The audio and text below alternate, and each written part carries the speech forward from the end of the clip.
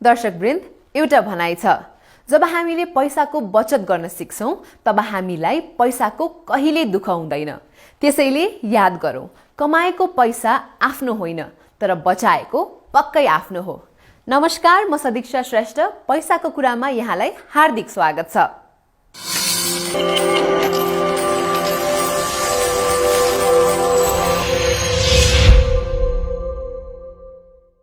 दर्शकवृन्द, साधारणतया हामी हाम्रो कमाईको सम्बन्धमा कुरा गरिरहेका हुन्छौं, तर बचतका सम्बन्धमा मौन नै बस्छौं। तर साँच्चै भन्ने हो भने बहस त बचतका बारेमा हुन आवश्यक छ है, किनकि अहिलेको बचत भविष्यलाई वरदान हो। पैसा बचाउनु चाहिँ पक्कै ठूलो कुरा हो, तर हामीले नियमित कमाई गरिरहे पनि पटक पटक आर्थिक संकटमा फस्ने गरेका छौं। त्यति बेला मात्र हामीले पैसा बचत गर्नुको महत्व बुझ्छौं। तर बचत चाहिँ कसरी गर्न सकिन्छ भन्ने सम्बन्धमा हामी मध्ये धेरैलाई अन्योल नै छ। बचतको पनि साधारण नियम छ दर्शकवृन्द। पहिला आम्दानीको रकमलाई 100% मान्नुस्, त्यसको 70% रकम मासिक खर्च राख्नुस्, 20% बचत गर्नुस् र 10% ऋण चुक्ता गर्न छुट्याउनुस्। बचतको 20% रकम मध्ये 10% भविष्यको लागि जम्मा गर्नुस्। अर्को 10% मध्ये पनि 5% आपतकालीन सुरक्षा र 5% निश्चित लक्ष्यको लागि छुट्याउनुस्। यसलाई अझै यसरी बुझौं, मानौ तपाईको मासिक कमाई 20,000 रुपैयाँ छ, यसमध्ये 14,000 रुपैयाँ तपाईको मासिक खर्च हो। अब 20% अर्थात् 4,000 रुपैयाँ, जसमध्ये पनि 2,000 रुपैयाँ भविष्यको लागि जम्मा गर्नुस्। अर्को 2,000 मध्ये 1,000 आपतकालीन सुरक्षा र थप 1,000 भविष्यका लागि राख्नुस्। बाँकी 2,000 ऋण तिर्नका लागि राख्न सकिन्छ। अब यो बचत रकमको सुरक्षा पनि उत्तिकै महत्त्वपूर्ण छ। बचतका लागि विभिन्न माध्यम छन्। औपचारिक माध्यम बैंक तथा वित्तीय संस्थामा राख्दा दोहोरो फाइदा छ। चोरी नहुने, अनावश्यक खर्च रोकिने, बरु बैंकमा राखेको रकमको ब्याज पाइने। बैंकले अहिले त बचत खाता अन्तर्गत ब्याज दरका फरक योजनाहरू पनि पस्किरहेका छन्, जस्तो नारी बचत खाता, बालबालिका बचत खाता, उच्च शिक्षा अध्ययनका लागि बचत खाता लगायत अन्य योजनाहरू। बचत खाताले दिएको सुविधा अनुसार नै तत्काल झिक्न सोही अनुसारकै बचत खाताहरू प्रशस्तै छन्, जसमा ब्याज पनि बढी पाउन सकिन्छ। यी कुराहरू बैंकमा बचत खाता खोल्नु अघि राम्रोसँग बुझ्नै पर्छ है। याद गरौं, हामीले यसरी गरेको बचत रकम बढेर भविष्यमा आइपर्ने खर्च टार्न सहयोग हुनै पर्छ। अब कुरा ऋणको। साहु महाजनहरूबाट ऋण लिने र चर्को ब्याज तिर्नुपर्ने प्रचलन हट्दै गएको छ। ऋण लिन पनि औपचारिक प्रवृत्तिको विकास हुँदैछ, किनकि आधुनिक र विकसित समाजमा बैंक तथा वित्तीय संस्थाहरूले ऋण उपलब्ध गराउँदैछन्। साहुबाट लिने ऋण र बैंकले उपलब्ध गराउने ऋण बीच कुन सुविधा र विश्वास योग्यता। बैंकमा रकम सुरक्षित र वैधानिक त हुने नै भयो, साथै वार्षिक कम ब्याज, व्यक्तिगत ऋण, सहुलियतपूर्ण ऋण, व्यावसायिक कर्जा, कृषि कर्जा, शैक्षिक कर्जा, सवारी कर्जा लगायत लिन सकिन्छ। साथै लगानीका हिसाबले फरक प्रकारका ऋण उपलब्ध गराउने व्यवस्था त छँदै नै छ। तर याद गरौं, ऋण लिएपछि ब्याज सहित यो तिर्नै पर्छ। त्यसैले ऋण लिनु अघि ब्याज दर, ऋणको अवधि र आफ्नो आर्थिक स्थितिबारे ध्यान पुर्याऊ। अर्को कुरा, बैंक तथा वित्तीय संस्थाबाट ऋण लिने व्यक्ति र साक्षीको एकाघर परिवारको 3 पुस्ता विवरण कर्जा सूचना केन्द्रमा सुरक्षित हुन्छ। ऋण नतिरेको खण्डमा ऋणी कालो सूचीमा पर्दछ। राज्यबाट पाउने विभिन्न सुविधाहरू समेत यस्ता व्यक्तिहरूले पाउने छैनन्।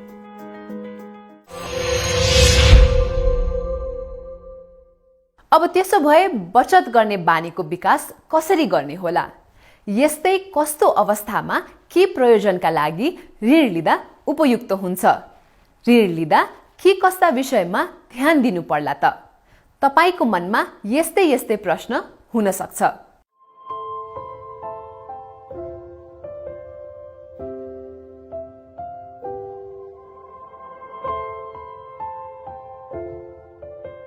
हामी समृद्धिको कुरा गर्छौँ। त्यसैले त्यो समृद्धि चाहे त्यो व्यक्तिको, चाहे त्यो राज्यको, चाहे त्यो समुदायको, त्यो समृद्धि कहाँबाट आउँछ त भनेर भन्दा त्यसको एउटा महत्त्वपूर्ण आधार भनेको बचत पनि हो। आफ्नो जीवनको पनि त व्यवस्थापन छ नि, लाइफ म्यानेजमेन्टको कुरो छ र त्यसका लागि पनि बचत आवश्यक हुन्छ। भोलिका लागि किन गर्ने बचत भनेर भन्यौँ भने हामीले जताभावी खर्च गऱ्यौँ अहिले भने भोलि आफूलाई आपत आइपर्दा आफूलाई अप्ठ्यारो पर्दा हामी कतैबाट त्यसलाई चाहिँ नि मिट गर्न सक्दैनौँ। अहिलेको जुन कोभिड सङ्क्रमणको अवस्था छ संसारभरि फैलिएको, यसले पनि हामी सबैलाई एउटा कुरा के सन्देश दिएको छ त भनेर भन्दा चाहे त्यो राज्य होस् चाहे त्यो व्यक्ति होस्, उसले चाहिँ बचत चाहिँ गर्नुपर्छ। आफूले कमाएको केही रकम जोगाउन थाल्यौँ भने त्यसप्रति एउटा मान्छेमा बचतप्रति भोलि एउटा आकर्षण बढ्न सक्छ, एउटा त्यो प्रवृत्तिको रूपमा स्थापित हुन सक्छ। बचत गर्छु भन्ने हो भने आफ्ना अनावश्यक खर्चहरूलाई नियन्त्रण गर्नुपर्ने हुन्छ। बचत गर्दा ध्यान दिने भनेको यो व्यक्तिको आफ्नो प्रकृति, आफ्नो स्वभावमा भर पर्छ। आफ्नो क्षमता हेरिकन भोलि आफ्नो आम्दानीको स्तर, आम्दानीको स्रोत हेरिकन उसले चाहिँ खर्च गर्नुपर्ने हुन्छ। हाम्रा बैंक तथा वित्तीय संस्थाहरूले हरेक महिना आफ्नो वित्तीय विवरण सार्वजनिक गर्नुपर्छ। तिनीहरूको वित्तीय विवरणलाई हामीले लिएर नेपाल राष्ट्र बैंकले पनि विश्लेषण गरिरहेको हुन्छ। बैंक तथा वित्तीय संस्थाको वित्तीय विवरणलाई तिनीहरूलाई हामीले नियमित रूपमा सुपरभिजन गरिरहेका हुन्छौँ। उनीहरूको काम कारबाही हामीले दिएको निर्देशनको सीमाभित्र रहिरहेको हुन्छ र अलि बढी नियमन गरेको क्षेत्र हो बैंकिङ क्षेत्र। त्यसैले स्वाभाविक रूपमा बैंकिङ क्षेत्रमा बचत गर्दा हामी जोखिम घटाउन सक्छौँ। त्यो एकपटक बचत राख्ने बित्तिकै ब्याङ्कमा गएर तपाईँले निक्षेप खाता खोल्ने बित्तिकै त के हुन्छ त त्यसप्रति तपाईँको चाहिने मोह जाग्छ, त्यो प्रति तपाईँको आकर्षण हुन्छ। मेरो खातामा यो पटक चाहिँ 500 जम्मा भएको छ, अब अर्को महिना 200 जम्मा गर्छु, अर्को महिना फेरि चाहिँ 100 भए पनि जम्मा गर्छु। अनि जसरी चाहिँ हामीले बच्चाहरूको पनि बचत खाता खोल्ने चाहिँ अभियान छ नि अहिले, होइन, उनीहरूले विभिन्न अवसरहरूमा विभिन्न चाडबाडहरूमा केही प्राप्त गरेका हुन्छन्, त्यसलाई बचतको रूपमा राखेका हुन्छन्। त्यसैले बचत गर्ने बानीको विकास चाहिँ गर्न सकिन्छ। अहिले मान्छेहरूमा बचत गर्नुपर्छ भन्ने चेतना बढिरहेको छ। यसका पछाडि हाम्रा पूर्वाधारका पनि भूमिका छन्। जस्तो अहिले बैंक तथा वित्तीय संस्थाहरूको व्यापक विस्तार भएको छ है। दुर्गम गाउँहरूमा पनि ब्याङ्कहरू खुलेका छन्, ब्याङ्कका शाखाहरू खुलेका छन्। पूर्वाधार पुग्दाखेरि, संयन्त्र पुग्दाखेरि त्यसले चाहिँ व्यक्तिलाई ब्याङ्किङ सिस्टमप्रति आबद्ध गरायो, ब्याङ्किङ सिस्टममा जोड्यो र उनीहरूलाई बचत गर्न प्रोत्साहन मिल्यो। अर्को कुरो, अब अहिले पहिलेको जस्तो बच्चाहरूलाई पढाउन अथवा चाहिँ स्वास्थ्यका कुराहरूमा सबै भगवान भरोसा भन्ने छैन अहिले, होइन। बच्चालाई राम्रो शिक्षा दीक्षा दिनुपर्छ। भोलि केही पर्दा मेडिकल फेसिलिटिजहरू, स्वास्थ्य सुविधाहरू पनि राम्रो उपयोग गर्नुपर्छ। यो कारणले गर्दाखेरि मान्छेमा अहिले बचत गर्ने प्रवृत्ति बढेको छ। हामीले तथ्याङ्क पनि हेर्दाखेरि देशको कुल गृहस्थ उत्पादनको हिस्सामा बचतको हिस्सा चाहिँ विगत 3-4 वर्ष यता बढ्दै गइरहेको छ। 75-76मा 76-77मा त्यो 18% छ। त्यसैले पछिल्लो समयको तथ्याङ्क हेर्दाखेरि पनि नेपालमा केही बचत गर्ने बानीको विकास भएको देखिन्छ। ब्याङ्किङ सिस्टम नै किन हो त भनेर भन्दा त्यसले चाहिँ उद्यमशीलता विकास गर्ने मान्छेहरूलाई सहयोग पुर्याउँछ। त्यसैले जुन ब्याङ्किङ सिस्टममा केही मान्छेहरूले बचत गर्नुभएको हुन्छ, नेपालमा अहिले हाम्रो बचत खाता अथवा चाहिँ सबै मिलाएर निक्षेप खाता हेर्नुहुन्छ भने 3 करोडभन्दा बढी छ। 3,24,00,000 हाम्रो निक्षेप खाता छ, डिपोजिटको अकाउन्ट छ भने त्यो रकम कसले उपयोग गर्ने हो त भनेर भन्दा ऋणीले। केका लागि? उद्यमशीलता विकास गर्नका लागि। तपाईँसित स्किल छ, तपाईँसित सिप छ, क्षमता छ, जाँगर छ, परिवारमै केही मान्छेहरू आइडल बसिरहनु भएको छ तर नजिकै गएर एउटा सानो रेस्टुरेन्ट चलाउँछु भन्नुहुन्छ अथवा अरू कुनै चाहिँ सानो उद्योग खोल्छु भनेर भन्नुहुन्छ भने ऋण लिनु खराब होइन। महत्त्वपूर्ण कुरो, बैंक तथा वित्तीय संस्थाबाट ऋण लिँदा फाइदा के हुन्छ त भनेर भन्दा तपाईँले बजारको ब्याज दरमा ऋण प्राप्त गर्नुहुन्छ। एउटा औपचारिक क्षेत्रबाट कसरी चाहिने आफूले सेवा लिने, औपचारिक क्षेत्रमा कसरी आफूलाई चाहिने जोड्ने भन्ने कुरा सिक्नुहुन्छ। तपाईँलाई भोलि पारदर्शी बनाउन सिकाउँछ। तपाईँको प्रोजेक्ट चाहिँ भाइबल छ कि छैन, तपाईँको प्रोजेक्ट ठिक छ कि छैन, चल्छ कि चल्दैन भन्ने कुरा एसेस गरिकन मात्रै ब्याङ्कले लोन दिने काम गर्छ। त्यसैले ब्याङ्कसित लोन दिँदाखेरि तपाईँलाई आफैलाई पनि एउटा अनुशासनमा राख्ने हुन्छ। कर्जाको दुरुपयोग चाहिँ गर्नु हुँदैन। जुन प्रयोजनका लागि तपाईँले कर्जा लिनुभएको छ त्यसैमा त्यसलाई उपयोग गर्नुपर्छ। र कहिलेकाहीँ तपाईँले नचाहँदै पनि कुनै कारणले गर्दाखेरि जोखिम उत्पन्न हुन सक्छ, परियोजना सफल नहुन सक्छ। त्यस्तो बेलामा आफ्नो ब्याङ्कको सम्पर्कमा रहने, ब्याङ्कसँग आफ्नो कर्जा पुनर्तालिकीकरण गरिदिने, केही समय सारिदिनुहोस् भन्ने, अथवा त्यसमा केही पुनर्संरचना गर्ने, अहिले म ब्याज तिर्न सक्दैन, केही समयपछि तिर्छु भनेर ब्याङ्कसित अनुरोध गर्ने, यस्तो गर्नुभयो भने भोलि तपाईँ समस्यामा पर्नु हुँदैन। कर्जा सूचना केन्द्रको मुख्य काम चाहिँ विभिन्न बैङ्क तथा वित्तीय संस्थाहरूको ऋणीहरूको सूचना उसले सङ्कलन गर्छ। सूचना केन्द्रमा बैङ्क तथा वित्तीय संस्थाले ऋणीको जानकारी दिनुपर्छ कुनै नयाँ ऋण स्वीकृत गरिसकेपछि। त्यो बाहेक कुनै ऋणीले ऋण तिरेन भने 1 वर्ष बढी भइसकेको छ ऋण नतिरेको, कर्जाको सावा, ब्याज, किस्ता भुक्तानी नगरेको 1 वर्ष बढी भएको छ भने त्यो सूचना पनि कर्जा सूचना केन्द्रलाई दिनुपर्छ। र त्यो सूचना प्राप्त भइसकेपछि त्यसलाई चाँडोभन्दा चाँडो के त्यहाँ मापदण्ड छ, त्यो मापदण्डभित्र रहेर उसले चाहिँ ऋण नतिर्ने ऋणीलाई कालो सूचीमा राख्ने काम गर्छ। कालो सूचीमा परिसकेपछि तपाईँको सबैभन्दा ठुलो समस्या के हुन्छ त भनेर भन्दा त्यो व्यक्तिले कुनै पनि बैङ्क तथा वित्तीय संस्थाबाट थप कर्जा प्राप्त गर्न सक्दैन। थप कर्जा प्राप्त गर्न उसलाई गाह्रो हुन्छ र थप कर्जा प्राप्त गर्न गाह्रो हुन्छ भन्ने बित्तिकै उसले आफ्नो परियोजना विस्तार गर्ने, उसका अरू चाहिने व्यक्तिगत कुराहरू पनि प्रभावित हुन्छन्, पारिवारिक जीवनसम्म पनि प्रभावित हुन्छ। र त्यसको चाहिँ हाम्रो एकीकृत निर्देशनमा त्योसित सम्बन्धित विभिन्न व्यवस्थाहरू छन्। त्यो व्यवस्था हेऱ्यो भने पनि त्योबाट थाहा हुन्छ कि कर्जा सूचना केन्द्रमा कस्तो व्यक्ति कालो सूचीमा पर्छ, कालो सूचीमा परिसकेपछि के कस्तो प्रकारका चाहिने समस्याहरू आउँछन् भन्ने कुरा एकीकृत निर्देशनमा हेर्दा पनि थाहा हुन्छ। ऋणको चाहिँ दुरुपयोग गर्नु हुँदैन, ऋणको सदुपयोग गर्नुपर्छ। यो अरू कसैको बचतको रकम हो र त्यो बचतको हामीले दुरुपयोग गऱ्यौँ भने हामी समस्यामा पर्छौँ भन्ने कुरामा व्यक्ति चाहिँ अत्यन्त चनाखो हुनुपर्छ। त्यसैले ऋण लिने कुरो आफैमा नराम्रो होइन, ऋण लिँदाखेरि त्यसलाई उपयोग गर्नुपर्छ, उद्यमशीलतासित त्यसलाई जोड्नुपर्छ।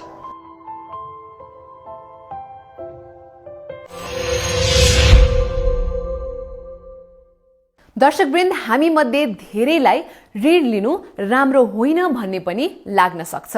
तर ऋण हाम्रो शत्रु होइन। ऋणको दुरुपयोग गर्ने बानी चाहिँ पक्कै हाम्रो शत्रु हो। हामीले राम्रोसँग ऋणको सदुपयोग गर्ने बानीको विकास गर्ने हो भने ऋण नै सही। सपना देख्नेहरूको सपना पूरा गर्न कोसे ढुङ्गा नै साबित हुने रहेछ। ओभरसियरको लागि त पैसा नहुँदाखेरि गाह्रो थियो त्यतिखेर। फेरि इन्जिनियरिङलाई त झन् धेरै बजेट लाग्छ, के गर्ने भयो है। मेरो के भन्ने एउटा भाग्यमा ल्याए के ल्याए होइन, ठ्याक्क मैले त्यो न्युज पेपरमा देखेँ कि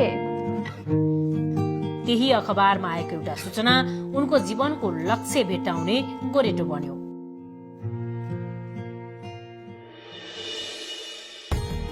रामेछापमा जन्मे हुर्केकी रजनी हायुले 10 वर्षको कलिलो उमेरमा नै आमा गुमाइन्। तर आमाको स्नेहलाई कमी हुन नदिने उनका बुबा नै दुवै आमा र बुबा बने। परिवारको त्यति ठूलो वज्रपातका अघि पनि रजनीले डाक्टर कि त इन्जिनियर बन्ने सपनालाई कहिल्यै भुलिनन्। बरु सधैँ मलजल गर्दै गइन्। एसएलसी पछि उनको इन्जिनियर बन्ने लक्ष्यले उनलाई ओभरसियर बनायो। बुवा यो ओभरसियरमा त अलि गाह्रै हुँदो रहेछ, फिल्ड धेरै हिँड्नुपर्ने रहेछ, अलि मेन प्रेसर पर्यो भनेर भनेको। अनि बुवाले चाहिँ होइन पढ न, म जुटाइहाल्छु नि भन्नुभयो। आखिर बुबाको पनि त इच्छा त्यही थियो, छोरी इन्जिनियर बनोस्। उनले हिम्मत हारेनन्। जसै गरी पैसाको जोहो गरेरै छाडे। जहिले होइन गर गर भन्नुभयो। अनि फेरि हुन्छ बुवा भनेर अनि मैले एडमिसन लिएँ। एडमिसन लिँदाखेरि त्यो जुन रकम छ नि त्यो कसरी आयो भने मलाई थाहा नै भएन। पछि यसो बुझ्दै जाँदाखेरि उहाँले लोन लिनु भएको रहेछ। हो, त्यही कुराले उनलाई पिरोलिरहेको थियो। बुबाले आफ्नै अध्ययनका लागि लिएको ऋणलाई पनि उनले उकास्नु थियो। अब त्यही खोजीले उनलाई बैंकसम्म पुर्यायो। अनि त्यो माध्यम थियो अखबारको त्यही सूचना। शैक्षिक योग्यताको लागि अनि बाहिर विदेशबाट आएको फर्केको लागि अनि हरेक व्यवसायको लागि चाहिँ यहाँ लोन दिने नोटिस निकाल्नु भएको रहेछ। सुरुमा चाहिँ आफ्नो नजिकको ब्याङ्कमा जानु भनेर भन्नुभएको थियो।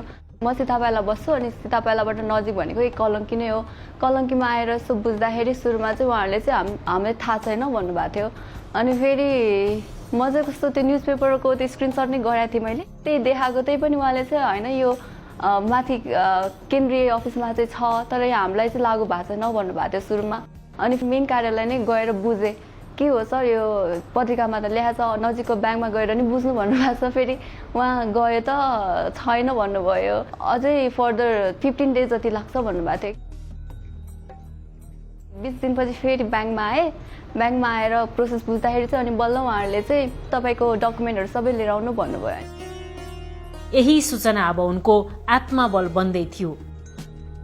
कर्जाका लागि सम्पूर्ण प्रक्रिया पूरा गर्न थालिन् अनि केही समयपछि नै उनको हातमा पर्यो शैक्षिक कर्जा बापतको पैसा। यो करिब 2 वर्ष अघिको कुरो हो। पहिलाको इन्स्टलमेन्ट मैले बुझाइसकेँ, अब 2 लाख अब त्यो बुझाउँदैछु म अहिले पनि। अनि अब एकैचोटि म 6 सेमेस्टर सकिसकेपछि चाहिँ अब 7मा पुगेपछि अनि फेरि म इन्स्टलमेन्ट लिन आउँछु। त्यतिखेर चाहिँ 1 लाख हुन्छ लास्टको। गार्जेन जस्तै भयो कि ब्याङ्क चाहिँ अब। अनि सहज त धेरै नै भएको छ ब्याङ्कबाट लोन पाउँदाखेरि चाहिँ। जे होस् त्यो आफू फ्रिली हुन्छ नि, प्यारेन्ट्सले कताबाट जुटाइरहेछ पैसा त्यो सोच्नु परेन कि आफ्नो पढाइ बेला उता फोकस जान्छ नि त, किनकि उहाँ पनि सिङ्गल प्यारेन्ट नै हो। अब उहाँले पनि कताबाट पैसा जुटाउनु पर्छ त्यो चाहिँ सोच्नु परेन। त्यही तनावरहित ऋणले उनलाई आफ्नो अध्ययनमा पूरा केन्द्रित गरायो। फलस्वरूप आज उनको जीवन आफ्नै पौरखमा उभिएको छ। उनी इन्जिनियर बन्ने आधार तय भइसकेको छ। किस्ता बन्दीले गर्दा पनि मैले चाहिँ इन्ट्रेस्ट कम तिर्नु पर्यो। अनि त्यो भनेको सहज नै हो नि त हाम्रो लागि त, किनकि मैले त्यो कति पढ्न चाहन्थेँ होइन, तर त्यो मेन भनेकै पैसाको कारणले नै रोकिरहेको थियो। त्यही भएर अहिले ब्याङ्कले चाहिँ कस्तो यति अवसर जुटाइदियो कि मैले त्यो आफ्नो इच्छा मारेर चाहिँ त्यो ओभरसेयर लेभलमै बस्नु परेन र म आफ्नो करियर एकदम माथि अपलिट गर्दैछु। यही क्रममा रोजगारविहीन त उनी आज पनि छैनन्। चन्द्रागिरी नगरपालिकामा ओभरसियरको रूपमा उनको कामले गति पाएको छ। अब त उनी आफ्नो र परिवारको भविष्य सुनिश्चित हुने कुरामा ढुक्क छिन्। त्यसैले त उनका आगामी लक्ष्य र सपनाहरूले उडान भर्दैछन्। रजनी जस्तै बैंकको कर्जाबाटै उज्जवल भविष्य बनाउन तल्लीन पात्रहरूको यहाँ कमी छैन। भक्तपुरकी सोनिया प्रसाद किसी, जसको नर्सिङ पढ्ने इच्छाले पनि बैंकको कर्जाबाटै जीवन तपायो। अब उनलाई पढ्नकै लागि पैसा नहुने हो कि भन्ने चिन्ता छैन। बरु पढाइ चाँडै सकेर स्वास्थ्य सेवा प्रदान गर्न उनी आतुर छिन्। ब्याङ्कबाट चाहिँ नि एकमुष्ट रूपमा पैसा दिने भयो नि त, 5 लाख एकमुष्ट रूपमा दिँदाखेरि चाहिँ कलेजमा पैसा तिर्न पनि सजिलो भयो। अनि पढ्न खोजेको विषय पनि पढ्न पाएँ। अब मैले चाहिँ नर्सिङ पढेको छु होइन। अहिले झन् कोरोनाको टाइममा केयर गर्ने मान्छेहरू जनशक्तिहरू नपुगेको समयमा चाहिँ नि अब त्यही सेक्टरमा चाहिँ अब हस्पिटलमा काम गर्ने वाला छु म। यहाँ सपना नदेख्ने को होला र? तर सपना त्यसको पूरा हुन्छ जसले आफ्नो लक्ष्यलाई पछ्याउँछ। ठीक यस्तै गरे रजनी र सोनियाले। र त बैंक उनीहरूको अभिभावक जस्तै बन्यो। उनीहरू व्यक्ति त फरक हुन् तर आज आवाज एउटै छ। भविष्य चाहिँ जति सक्दो उज्जवल बनाउनुहोस्, मेहनत भनेको आफ्नै लाग्छ। त्यही भएर जुन ब्याङ्कबाट तपाईँलाई एकदम सहज छ त्यहाँ गएर एकचोटि सल्लाह लिएर बुझेर अनि आफ्नो करियर चाहिँ बनाउनुहोस्। मात्र पैसाको कारणले चाहिँ नि, गरिबीको कारणले चाहिँ नि पछाडि पर्नु पर्दैन। अब आफूले रोजेको विषय चाहिँ नि पढ्न सक्नुहुन्छ ब्याङ्कको सहयोगबाट।